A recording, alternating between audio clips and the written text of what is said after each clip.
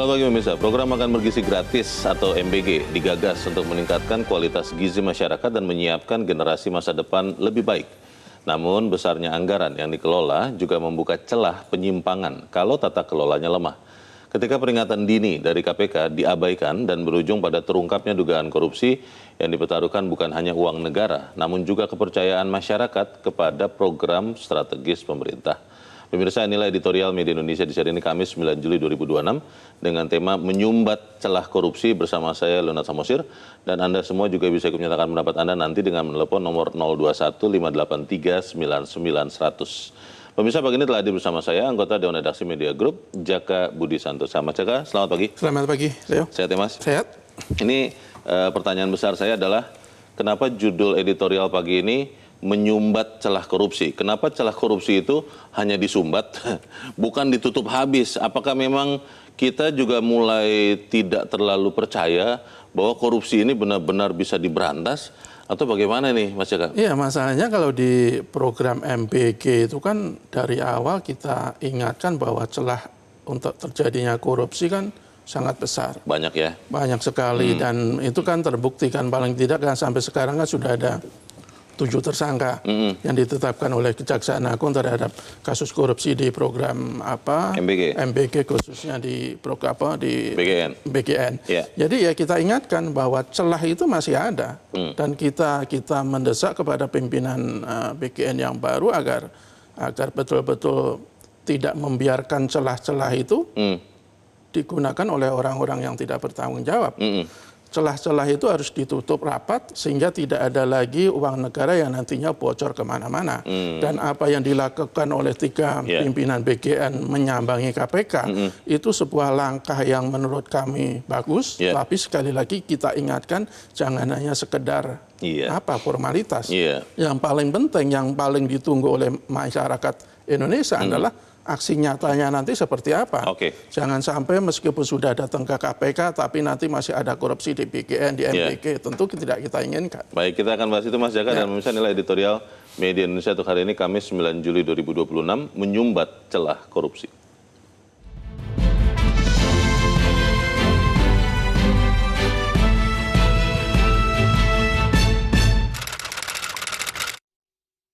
Menyumbat celah korupsi.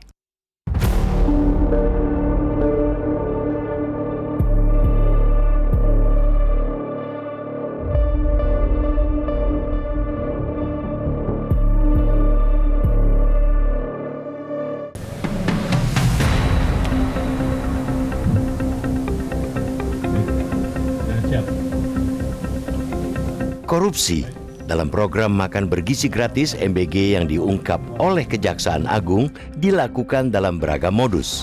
Mulai dari penyimpangan manipulasi kemitraan dapur, pendirian dapur fiktif, hingga penggelembungan harga pada pengadaan logistik seperti ompreng, motor listrik, bahkan urusan sepatu dan kaos kaki yang nilainya mencapai triliunan rupiah. Ternyata sebelum 3 pimpinan Badan Gizi Nasional ditangkap Kejagung, sudah ada peringatan dini dari Komisi Pemberantasan Korupsi (KPK) tentang temuan-temuan potensi korupsi di program andalan pemerintah ini. Sayangnya, peringatan dini tersebut diabaikan. Itulah inti persoalan yang mendasari audiensi antara KPK dan BGN terkait dengan tata kelola program MBG. KPK sudah menyerahkan kajian yang memetakan 8 celah rawan korupsi dalam program ini sejak 17 Maret 2026. Namun di bawah kepemimpinan Dadan Hindayana, kajian tersebut dibiarkan mengendap tanpa respons. Ketika lembaga anti rasuah sudah memberi peringatan dini, pemberian terhadap rekomendasi itu sama artinya dengan membiarkan ruang korupsi tetap terbuka lebar. Memang Dadan beserta 2 wakilnya Sony Sonjaya dan Lodwig Pusung akhirnya ditangkap Kejagung. Sikap abai semacam ini tidak boleh terulang di BGN di bawah kepemimpinan Nanik S. Deang serta 2 pimpinan baru. Temuan dan rekomendasi KPK itu harus segera ditindaklanjuti agar celah-celah korupsi dalam program MBG bisa segera disumbat. BGN di bawah Nanik Sudaryati Deang mengaku telah membentuk tim internal dan menyerahkan dokumen rencana aksi kepada KPK. Langkah ini patut diapresiasi, tetapi jangan sampai berhenti di situ. Publik butuh lebih dari urusan dokumen rencana aksi yang rapi di atas kertas. Publik butuh bukti bahwa 10 rekomendasi itu benar-benar dijalankan sampai ke akar rumput, sampai ke setiap dapur SPPG di pelosok daerah. Pimpinan BGN yang baru harus tegas menolak mengulang pola lama. Tidak boleh ada lagi jual beli titik SPPG demi kepentingan pribadi atau kelompok tertentu. Tidak boleh ada lagi SPPG fiktif yang berdiri di atas kertas semata untuk mengeruk insentif dapur. Sistem pengadaan barang dan jasa dalam program ini harus dibongkar dan dibenahi total agar tidak lagi menjadi bancakan segelintir pihak yang memanfaatkan besarnya anggaran negara untuk kepentingan pribadi. Pimpinan BGN yang baru harus memastikan seluruh rekomendasi KPK benar-benar dilaksanakan, bukan hanya dijadikan formalitas untuk memenuhi status telah menindaklanjuti. Jangan sampai pergantian pucuk pimpinan hanya mengganti wajah, tetapi pola pengelolaan yang longgar dan rawan penyimpangan tetap dipelihara. Pembenahan data penerima manfaat dan sistem pembayaran program MBG juga tidak boleh ditunda-tunda lagi. Data yang akurat dan mekanisme pembayaran yang transparan adalah fondasi dasar agar program ini lebih tepat sasaran, bukan lagi menjadi ladang manipulasi angka dan penggelembungan anggaran. KPK sudah menegaskan tidak akan berhenti hanya pada penerimaan dokumen rencana aksi.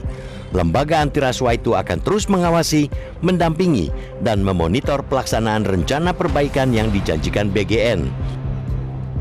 Pengawasan ketat semacam ini harus didukung penuh, sekaligus menjadi pengingat bagi BGN bahwa celah-celah kebocoran anggaran dan potensi korupsi harus disumbat total dengan menjalankan rekomendasi lembaga anti rasuah itu dengan sepenuhnya.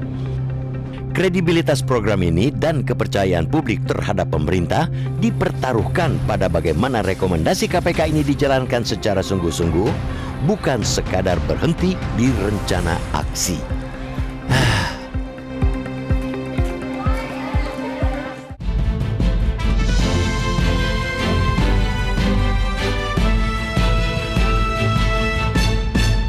Di bagian berikut Anda bisa ikut menyatakan pendapat Anda, pemirsa. Untuk saat ini tetaplah bersama kami.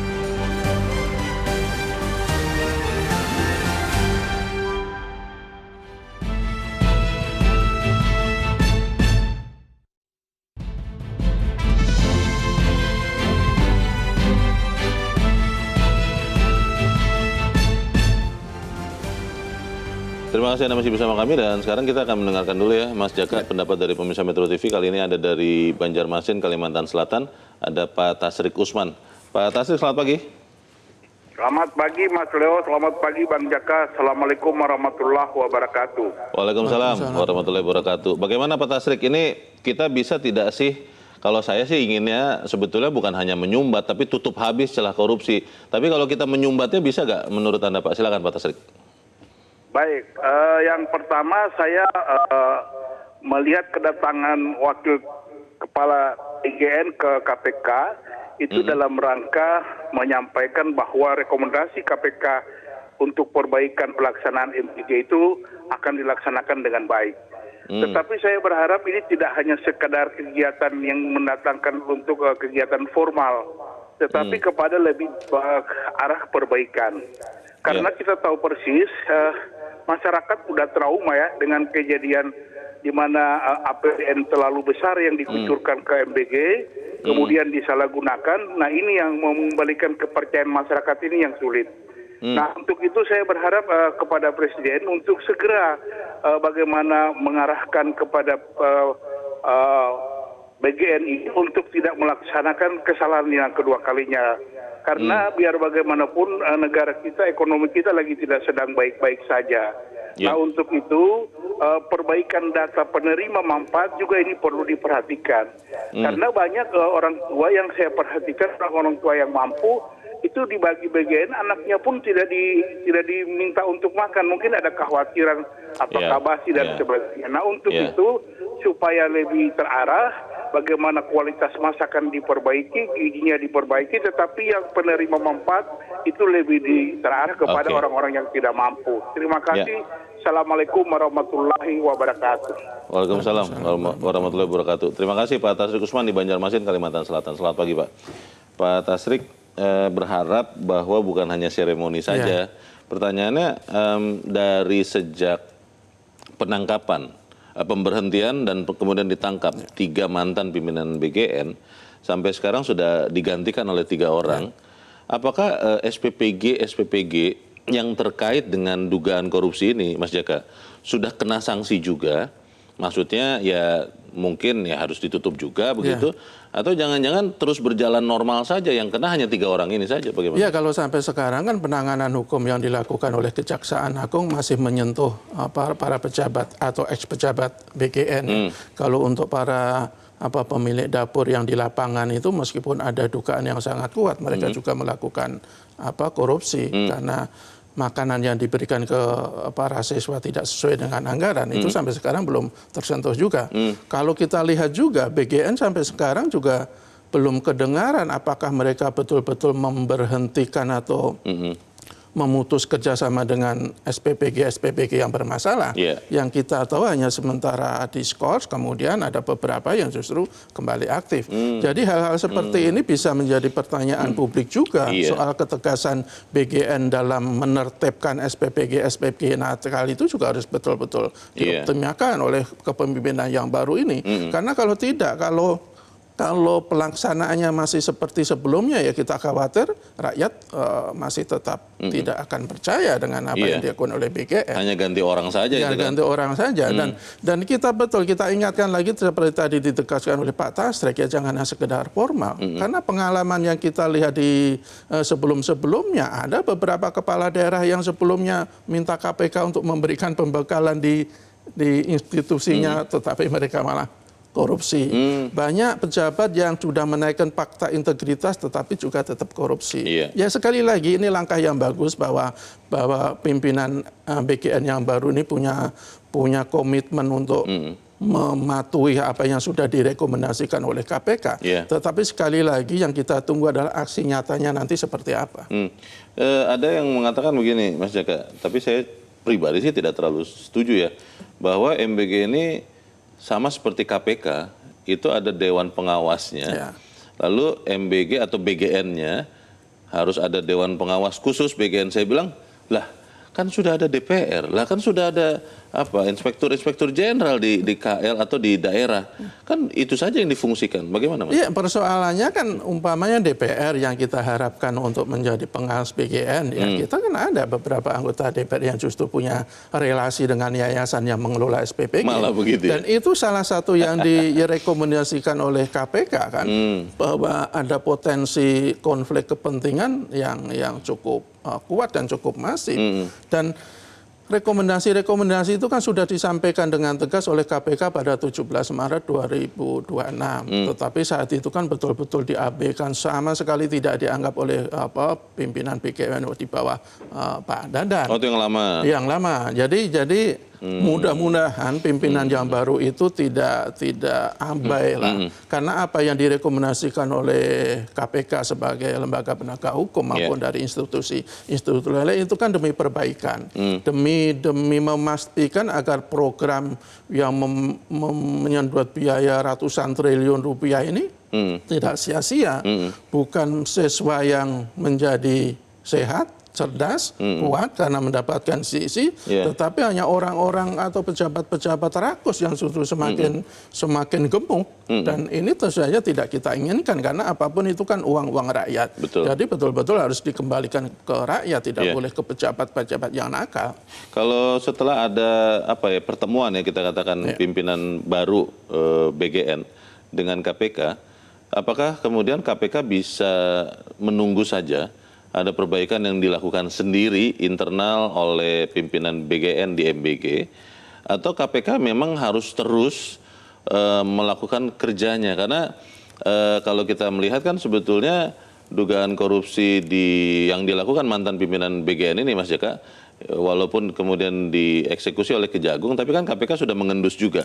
Nah, apakah KPK bisa menunggu saja atau memang harus lebih gencar lagi nih diam-diam memantau pelaksanaan MBG oleh BGN ini? Ya, salah satu tugas KPK itu selain penindakan kan pencegahan. Ya. Artinya ya kan katanya sudah ada komitmen untuk melakukan kerjasama antara BGN dengan KPK. Jadi ya KPK harus terus aktif untuk melakukan supervisi, untuk melakukan upaya-upaya pencegahan bersama pimpinan BGN. Karena kalau kita lihat meskipun sudah ada komitmen, tapi kan potensi untuk terjadinya korupsi di BGN itu kan masih sangat besar. Karena kan ada prinsip dasar ketika begitu banyak uang yang tersedia, begitu besar juga nafsu untuk melakukan korupsi. Iya. Jadi sekali lagi kita ingatkan agar BGN itu betul-betul maksimal memastikan agar apa yang diberikan oleh rakyat, agar uang yang sudah dikeluarkan oleh rakyat itu betul-betul 100% kembali ke rakyat. Tidak boleh seperser pun menjadi bancaan pejabat-pejabat yang nakal. Kalau bicara kasus yang terakhir, Mas Jaka, kan sempat mantan pimpinan BGN SS itu mengajukan diri untuk jadi justice kolaborator, tapi terakhir yang kita tahu kan belum diterima atau tidak diterima. Ada yang khawatir bahwa wah ini jangan-jangan kasusnya tidak bisa terbuka lebar. Nah ini bagaimana kita bahas di bagian berikut. Pemirsa tetap bersama kami, Editorial Media Indonesia. Segera kembali.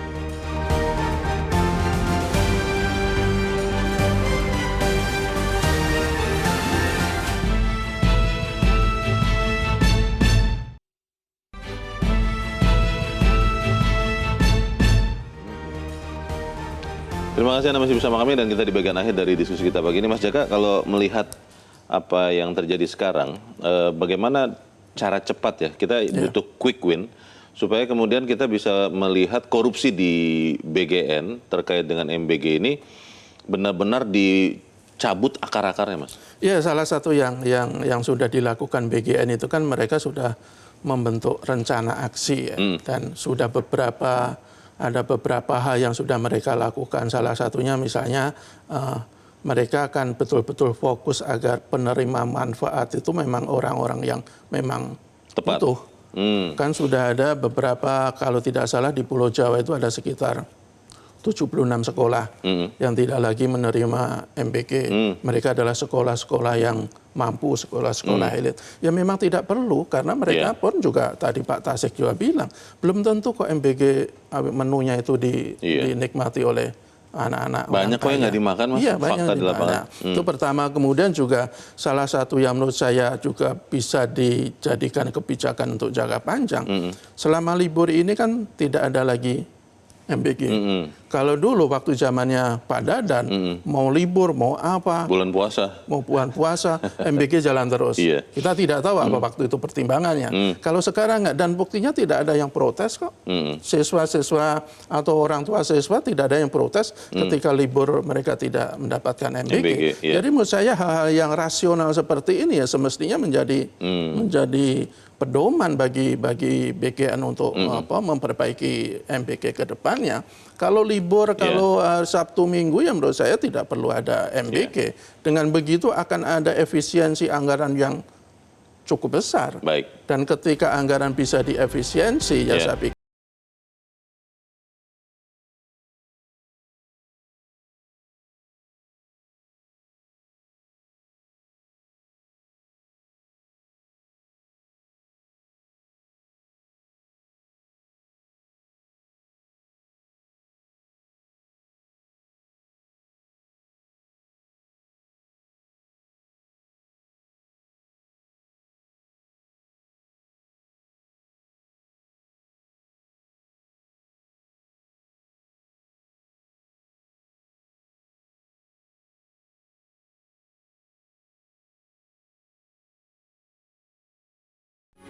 Metro TV.